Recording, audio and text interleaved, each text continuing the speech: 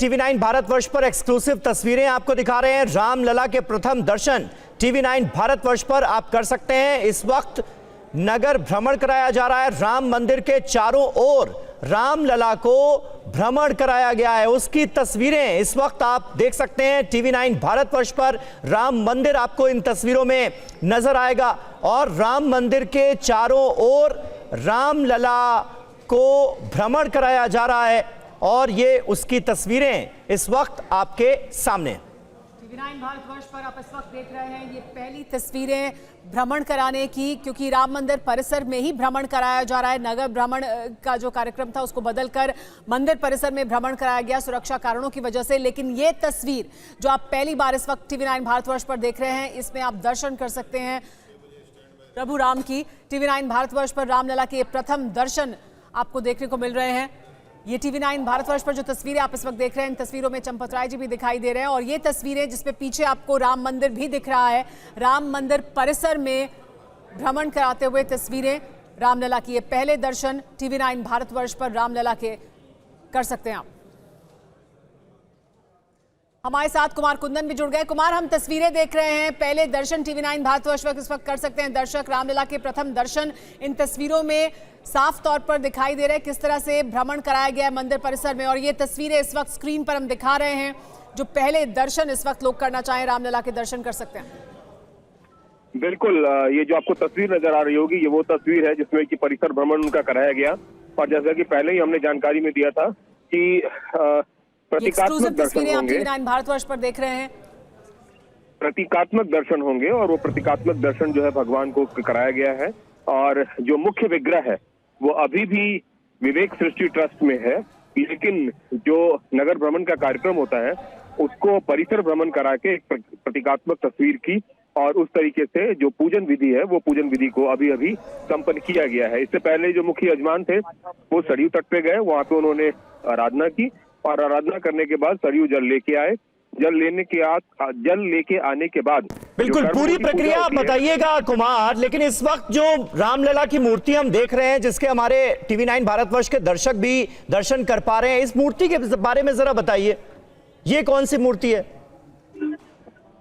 देखिए, अगर हम इस मूर्ति की बात करें तो ये एक, चूंकि प्राण प्रतिष्ठा से पहले एक नगर भ्रमण कार्यक्रम करना था, तो उस कार्यक्रम को करने के लिए एक प्रतीकात्मक मूर्ति रखी गई थी और वो प्रतीकात्मक मूर्ति है जिसको कि नगर भ्रमण के कार्यक्रम के लिए चुना गया और नगर भ्रमण न करा के परिसर भ्रमण कराया गया। तो परिसर भ्रमण कराने के लिए भी एक मूर्ति की जरूरत थी और वही वो प्रतीकात्मक मूर्ति है जो भगवान रामलला की मूर्ति है और उसका अभी उन्होंने थोड़ी देर पहले परिसर भ्रमण कराया है। समीर, बिल्कुल बिल्कुल, कुमार कुंदन हमारे संवाददाता जो जानकारी दे रहे हैं, ये प्रतीकात्मक मूर्ति है रामलला की, जिसकी तस्वीरें इस वक्त TV9 भारतवर्ष पर आप देख रहे हैं। पहले नगर भ्रमण का कार्यक्रम था, लेकिन सुरक्षा कारणों की वजह से इस प्रोग्राम में, इस कार्यक्रम में थोड़ा बदलाव किया गया और अब राम मंदिर के परिसर का भ्रमण कराया गया है रामलला की इस प्रतीकात्मक मूर्ति का और उसकी तस्वीरें आपके सामने हैं। और इन तस्वीरों में रामलला की उस प्रतीकात्मक मूर्ति को आप देख सकते हैं, उसके दर्शन कर सकते हैं, जिसका जिक्र हमारे सहयोगी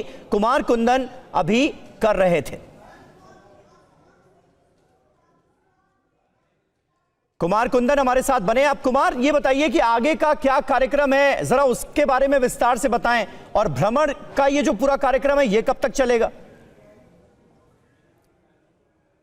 आज की जो पूजा है वो पूजा अर्चना एक तरीके से परिसर भ्रमण के कार्यक्रम के साथ ही खत्म होना तय था और इसके साथ साथ जो गर्भगृह में है वहां पे एक तरह से पवित्रीकरण का कार्य भी चल रहा है। तो दो चीजें एक साथ चल रही है और इन दोनों कार्यक्रम के बाद अब जो तीसरी जो बात है वह ये है कि जो मुख्य मूर्ति है जो इस वक्त विवेक सृष्टि में है, जहाँ पे आप देख रहे हैं लाइटिंग वगैरह सब कुछ हो रही है, यहाँ से अब मुख्य मूर्ति को थोड़ी देर बाद ले जाया जाएगा।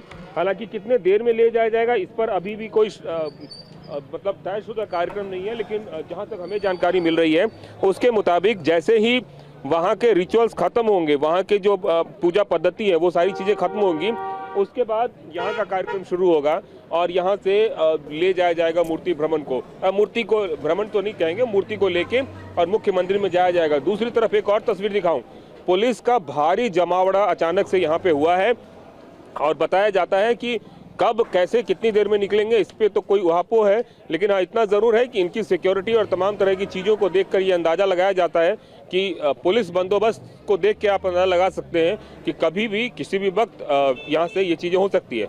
लेकिन चूंकि जो तस्वीर टीवी9 भारतवर्ष ने आपको रामलला की दिखाई, वो तस्वीर इस बात को दस्तक देती है कि अब जो वहाँ के रिचुअल्स थे, वहाँ के जो चीजें होनी थी, वो एक तरीके से खत्म हो रही है। तो ऐसे में अब यहाँ से जो मुख्य मूर्ति है उसको भी यहाँ से थोड़ी देर में ले जाया जाएगा। कब, कितनी देर में, ये अभी तक कुछ सामने नहीं आया है। समीर कुमार, ये भी कि आपने बताया कि प्रतीकात्मक मूर्ति है जिसको परिसर भ्रमण कराया गया है, तो प्रतीकात्मक मूर्ति को क्यों परिसर भ्रमण कराया गया?